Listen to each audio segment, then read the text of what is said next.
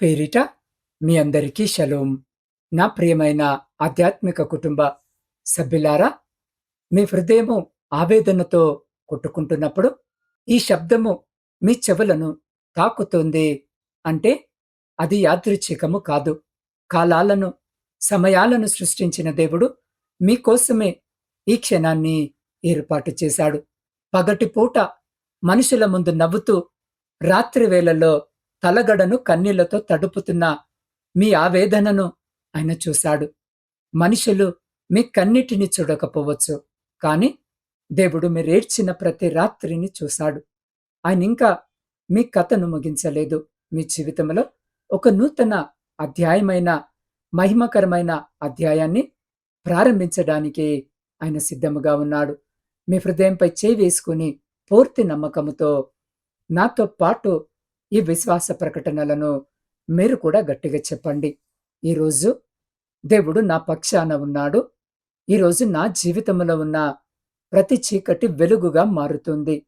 ఈరోజు నా భయాలన్నీ అద్భుతమైన విశ్వాసముగా రూపాంతరము చెందుతున్నాయి. ఈ అమూల్యమైన సందేశము మీ హృదయానికి ఓదార్పును ఇస్తుంది అని మీరు నమ్మితే ఇప్పుడే ఈ వీడియోను లైక్ చేయండి. నా ఛానల్ని సబ్స్క్రైబ్ చేసుకోండి. ప్రియులారా, మనం ప్రార్థనతో ఈ రోజును ప్రారంభిద్దాం. పరిశుద్ధుడా, ప్రేమ నమ్మకము కలిగిన మా ప్రియ పరలోకపు పరమ తండ్రి, మీ సర్వోన్నతమైన నామమును బట్టి స్తుతులు, స్తోత్రాలు, వందనాలు. అయ్యా, నిరాశలో ఉన్న నీ బిడ్డలను నీ ఉదయపు కృపతో నింపండి. ఈ సందేశము ద్వారా ప్రతి ఒక్కరి హృదయంలో ఒక నూతన ఆశ, నూతన బలము మీరు దయచేయమని వేడుకుంటున్నాం. దేవా, వాక్యాన్ని అందిస్తున్న నీ దాసుడనైన నన్ను నీ సిలువ చాటున మరుగుపరిచి వినగలిగే చెవులను, గ్రహించగలిగే హృదయాలను మాలో ప్రతి బిడ్డకు దయచేయమని మా ప్రభువును మీ ప్రియకుమారుడైన యేసు నామములో ప్రార్థించి అడిగి పొందుకొని ఉన్నాము పరమ తండ్రి. ఆమెన్. ప్రియ సహోదరి, సహోదరులారా, పరిశుద్ధ గ్రంథమైన బైబిల్ నుండి మత్తయి సువార్త 17వ అధ్యాయాన్ని మనము ధ్యానించినప్పుడు అక్కడ మనకు రక్షకుడైన యేసు క్రీస్తు ఒక అత్యున్నత దైవత్వము, అయిన మెస్సియా అనే సత్యము మహిమకరముగా బయలుపరచబడింది. ఈ అధ్యాయంలో 3 అద్భుతమైన సంఘటనలు మనకు కనిపిస్తాయి. మొదటిది యేసు క్రీస్తు రూపాంతరము చెందుట. ప్రభు తన ప్రియ శిష్యులైన పేతురు, యాకోబు, యోహానులను తీసుకొని ఒక ఎత్తైన కొండపైకి వెళ్ళినప్పుడు అక్కడ ఒక అద్భుతము జరిగింది. ఆయన ముఖము సూర్యునిలా ప్రకాశించింది. ఆయన వస్త్రాలు వెలుగులా తెల్లగా మారాయి. ధర్మశాస్త్రానికి, ప్రవక్తలకు ప్రతినిధులుగా మోషే, ఏలియాలు ఆయనతో మాట్లాడుతూ ఉండగా ఆకాశము నుండి తండ్రి అయిన దేవుని స్వరము వినబడింది. ఈయనే నా ప్రియ కుమారుడు, ఈయన యందు నేను ఆనందించుచున్నాను, ఈయన మాట వినుడే అని ఆ సర్వేశ్వరుడు సాక్ష్యమిచ్చాడు. యూదా సంస్కృతిలో పర్వతాలు దేవుని ప్రత్యక్షతకు నిలయాలు. మోషే సీనాయి కొండపై దేవుని మహిమను చూశాడు. ఏలియా హోరేబు కొండపై దేవుని సున్నితమైన స్వరమును విన్నాడు. ఇప్పుడు అదే మోషే, ఏలియాలు కొండపై యేసు క్రీస్తు ముందు నిలబడి ఆయనే సర్వాధికారి అని ఒప్పుకుంటున్నారు.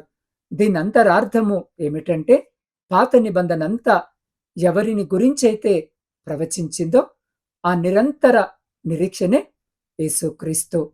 నాటి శిష్యులకు క్రీస్తు మహిమను చూపించి వారి విశ్వాసాన్ని బలపరిచిన దేవుడు ఈరోజు ఈ వాక్యము వినుచున్న మీ జీవితంలో ఉన్న చీకటిని సైతము తొలగించి తన మహిమను చూపించబోతున్నాడు. మనుషులు మీ విలువను గుర్తించనప్పుడు, మీ పరిస్థితిని చూసి మిమ్మల్ని తక్కువ అంచనా వేస్తున్నప్పుడు అధైర్యపడకండి. కొండపై ప్రభు ఎలాగైతే రూపాంతరము చెందాడో అలాగే మీ అవమానాల స్థానములో దేవుడు మిమ్మల్ని ఒక గొప్ప ఆశీర్వాదముగా మార్చబోతున్నాడు. ప్రియులారా, ఈ అధ్యాయంలోని 2వ సంఘటన మన దైనందిన జీవితాలకు ఎంతో దగ్గరగా ఉంటుంది. కొండ దిగి కిందికి రాగానే ఒక తండ్రి తన దయ్యము పట్టిన బాలుడిని తీసుకొని యేసు వద్దకు వచ్చాడు. ఆ బాలుడు అగ్నిలోను, నీటిలోను పడుతూ తీవ్రమైన వేదనను అనుభవిస్తున్నాడు.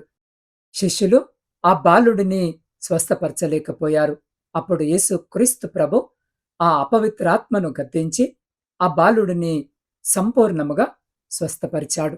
శిష్యులు మేమెందుకు ఆ కార్యాన్ని చేయలేకపోయామని అడిగినప్పుడు ప్రభు ఎంతో లోతైన సత్యాన్ని చెప్పాడు. మీకున్న విశ్వాసము వలననే మీకున్న అవిశ్వాసము వలననే అది జరగలేదు. మీకు ఆవగింజంత విశ్వాసముంటే ఆ కొండను చూసి ఇక్కడి నుండి అక్కడికి కదిలి పొమ్మన్నా అది కదులుతుంది అని సెలవిచ్చాడు. అంతేకాదు కొన్ని రకములైన అపవిత్రాత్మలు ప్రార్థన మరియు ఉపవాసము ద్వారానే వదిలిపోతాయని స్పష్టము చేశాడు. నాటి సమాజములో దయ్యము పట్టిన వారిని శాపగ్రస్తులుగా సమాజానికి దూరముగా ఉంచేవారు. కాని యేసు ఆ బాలుడి పట్ల కరుణను చూపించాడు. ఈరోజు ఈ వాక్యము వినుచున్న మీ జీవితంలో కూడా కొండల వంటి సమస్యలు ఉండవచ్చు. దీర్ఘకాలిక రోగాలు, అప్పుల బాధలు, కుటుంబంలో మనశ్శాంతి లేకపోవడము, ఉద్యోగములో ఒత్తిడి లేదా విదేశాల్లో ఉంటూ ఒంటరితనముతో, ఆందోళనతో, ఉద్యోగాలు లేక, స్వేచ్ఛగా పని చేసుకునే అకామాలు లేక ఆందోళనతో గడుపుతున్న రోజులు కావచ్చు. చదువులో వెనుకబడుతున్నామని భయపడుతున్న విద్యార్థులు, వివాహము కాక నిరాశలో ఉన్న యవన సహోదరి సహోదరీలు, పిల్లల భవిష్యత్తు గురించి కన్నీరు కారుస్తున్న తల్లిదండ్రులు, మీ అందరికీ దేవుడు ఈరోజు ఒక మాటను సెలవిస్తున్నాడు. సమస్యల వైపు చూసి భయపడటము ఆపి, సమస్యల కంటే గొప్పవాడైన నేను ఆరాధిస్తున్న నా దేవుని వైపు మీ చూపును తిప్పండి. మీ విశ్వాసము చిన్నదైనా సరే దానిని దేవుని చేతిలో పెట్టండి. మీ నిరంతర ప్రార్థన, ఉపవాస జీవితము మీ జీవితములో ఉన్న ఎలాంటి కఠినమైన బంధనాలనైనా తెంచివేస్తుంది. దేవుని ఆలస్యము ఎప్పుడూ తిరస్కారము కాదు. అదొక అద్భుతమైన సమయము కొరకు ఆయన చేస్తున్నటువంటి సన్నాహము మాత్రమే. ప్రియులారా, ఈ అధ్యాయంలో 3వ సంఘటన చాలా విచిత్రమైంది. అదే సమయంలో ఎంతో ఆచరణాత్మకమైనది.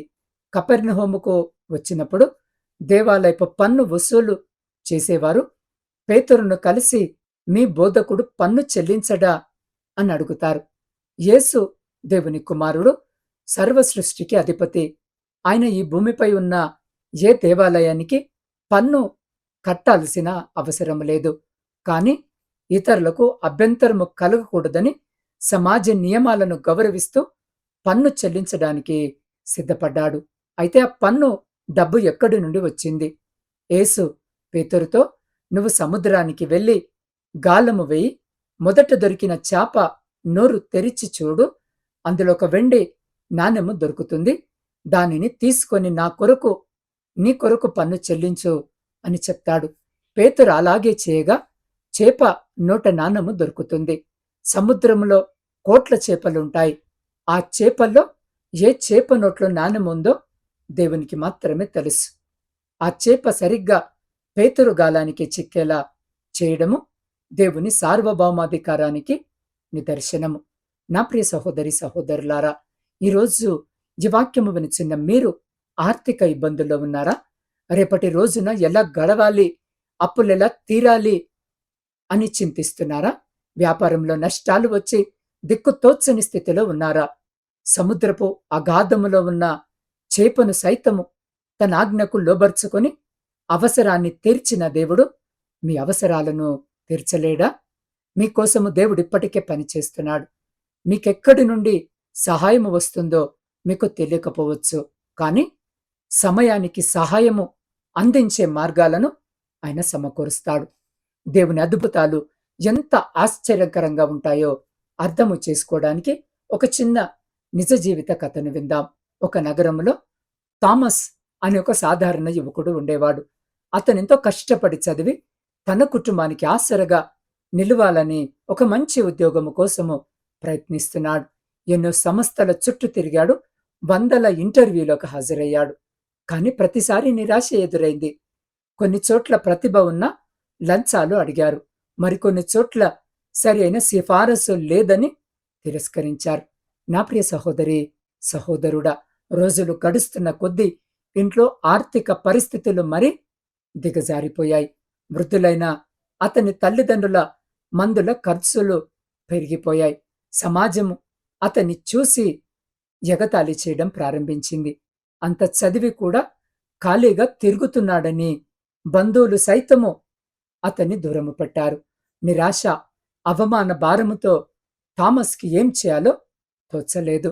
ఒక రాత్రి థామస్ రూమ్ తలుపులు వేసుకుని మోకాల్లోని కన్నీళ్లతో ప్రార్థించాడు. ప్రభువా, నా ప్రయత్నాలన్నీ విఫలమయ్యాయి. లోకము నన్ను పనికిరాని వాడిగా చూస్తుంది. నా విశ్వాసము బలహీనపడిపోతుంది తండ్రి. నన్నాదుకో అని హృదయం పగిలేలా కన్నీరు కారుస్తూ దేవుణ్ణి వేడుకున్నాడు.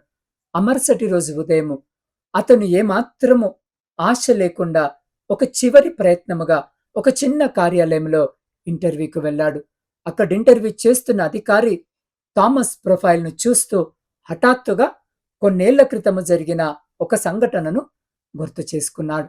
గతంలో ఒకసారి ఆ అధికారి రోడ్డు ప్రమాదానికి గురైనప్పుడు అక్కడ ఉన్నవారంతా చూస్తూ ఉండిపోయినా థామస్ అనే ఒక అపరిచిత విద్యార్థి మాత్రమే అతడిని ఆస్పత్రికి తీసుకెళ్లి ప్రాణాలు కాపాడాడు.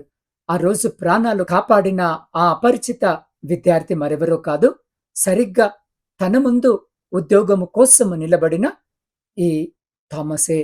ఆ అధికారి కళ్ళలు నీళ్లు తిరిగాయి.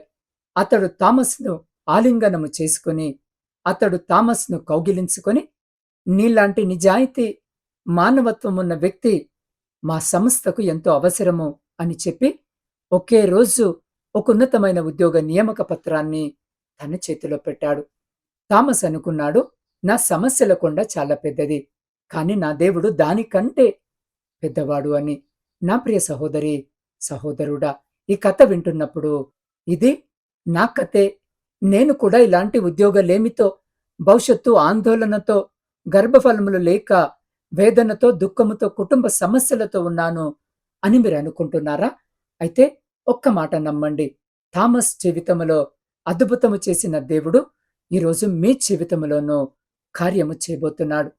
మీరు ఆయనను వదిలేసిన ఆయన మిమ్మల్ని వదిలిపెట్టే దేవుడు కాదు.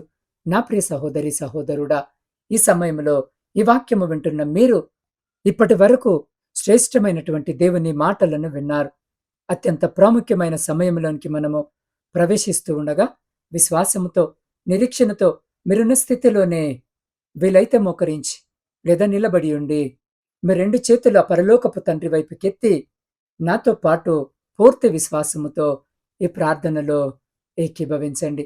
సర్వశక్తివంతుడవైన యేసు ప్రభువా, మీ జీవము కలిగిన ఉన్నతమైన నామమును బట్టి స్తుతులు, స్తోత్రాలు, వందనాలు. నీ అపారమైన ప్రేమను బట్టి, నీ మహిమను బట్టి నీకు స్తోత్రాలు. దేవా, ఈ ఉదయకాల వేళ నీ వాక్యాన్ని విన్న ప్రతి బిడ్డను నీ హస్తాలకు అప్పగిస్తున్నాను. ఎవరైతే కుటుంబ కలహాలతో నలిగిపోతున్నారో ఆ కుటుంబాలలో నీ శాంతిని ప్రసాదించండి. తల్లిదండ్రుల మాట వినకుండా తిరుగుతున్న పిల్లల హృదయాలను మార్చండి. చదువుల్లో ఇబ్బంది పడుతున్న విద్యార్థులకు దైవిక జ్ఞానాన్ని, జ్ఞాపక శక్తిని దయచేయండి. దేశ సరిహద్దుల్లో, విదేశాల్లో ఉద్యోగాలు చేస్తూ చదువుకుంటూ కుటుంబానికి దూరముగా ఉన్న నీ ప్రియబిడ్డలకు నీ దేవదూతల రక్షణను కల్పించండి. నిరుద్యోగంతో బాధపడుతున్న యవన బిడ్డలకు యోగ్యమైన ఉద్యోగ అవకాశపు తలుపులను తెరవండి. అయా, పొలాల్లో కష్టపడుతున్న రైతులకు అనుకూలమైన వర్షాలను, పంట దిగుబడినివ్వండి. వ్యాపారాలు చేస్తున్న వారికి నష్టాల నుండి విముక్తిని కలిగించి ఆర్థిక అభివృద్ధిని దయచేయండి. ప్రభువా, అనారోగ్యముతో, దీర్ఘకాలిక వ్యాధులతో మంచాన పడిన వారిని గాయపడిన నీ హస్తాలతో తాకండి. ఆస్పత్రిలో ఉండి శస్త్రచికిత్సలకు సిద్ధమవుతున్న ప్రతి ఒక్కరికి నీ దైవిక స్వస్థతను విడుదల చేయండి. యేసు నామములో ప్రతి రోగము లయమైపోవునుగాక. అప్పుల ఊబిలో కూరుకుపోయి ఆత్మహత్యే శరణ్యమని భావిస్తున్న ప్రతి బిడ్డకు ఆవగింజంత విశ్వాసమునిచ్చి వారి ఆర్థిక బంధనాలను తెంచివేయండి. ఈరోజు పుట్టినరోజు, వివాహ వార్షికోత్సవాలు జరుపుకుంటున్న నీ బిడ్డలను నూతన దీవెనలతో నింపండి. అయ్యా, మా దేశంలో, ప్రపంచంలో శాంతి, సమాధానాలు వర్ధిల్లునుగాక. దేవా, నా ఛానల్ ద్వారా అనుసంధానమైన ప్రతి ఆధ్యాత్మిక కుటుంబ సభ్యుని ప్రార్థన, అభ్యర్థనలను మీరు ఆలకించి వారి అవసరాలన్నిటినీ తీర్చమని వేడుకుంటున్నాం. ఈరోజు వారికి ఎదురయ్యే ప్రతి ఆటంకము తొలగిపోవునుగాక. పరిశుద్ధాత్మ నడిపింపును నిరంతరము బిడ్డలకు తోడుగా ఉంచుమని యేసు క్రీస్తు శక్తి కలిగిన నామములో ప్రార్థించి స్తుతించి అడిగి పొందుకొని ఉన్నాము పరమ తండ్రి. ఆమెన్. నా ప్రియ సహోదరి సహోదరులారా, ఈరోజు దేవుడు నా జీవితంలో ఒక గొప్ప కార్యాన్ని చేయబోతున్నాడు అనే బలమైన విశ్వాస ప్రకటనతో మీ రోజును ప్రారంభించండి. ఈ సందేశము ద్వారా మీరు బలపడి ఉంటే ఇప్పుడే వీడియోను లైక్ చేయండి, నా ఛానల్ని సబ్స్క్రైబ్ చేసుకోండి. క్రింద ఉన్న కామెంట్ బాక్స్లో పూర్తి విశ్వాసముతో ఆమెన్ అని రాయండి. మీలాగే బాధల్లో ఉన్న కనీసము 3 వ్యక్తులకు ఈ సందేశాన్ని పంపి దేవుని సువార్త వ్యాప్తిలో భాగస్వాములవ్వండి. దీనిని మీ వాట్సాప్ స్టేటస్లో కూడా షేర్ చేయండి. మీ వ్యక్తిగత ప్రార్థన అభ్యర్థనలను స్క్రీన్ మీద కనపడుతున్న నా వాట్సాప్ నంబర్కి పంపండి. లేదా నేరుగా నాకు ఫోన్ ద్వారా తెలియజేసినట్టయితే నేను మీ కొరకు నిరంతరము ప్రార్థిస్తూ ఉంటాను. రేపటి దైవిక సందేశములో మత్తయి 18వ అధ్యాయము ద్వారా పరలోక రాజ్యములో గొప్పవాడెవడు, క్షమాపణ యొక్క శక్తి ఎంత గొప్పదో దేవుడు మనతో మాట్లాడబోతున్నాడు. అద్భుత సందేశము కొరకు నిరీక్షణ కలిగి ఉండండి. దేవుని కృప మిమ్మల్ని, మీ కుటుంబాలను సమృద్ధిగా ఆశీర్వదించునుగాక. ఆమెన్.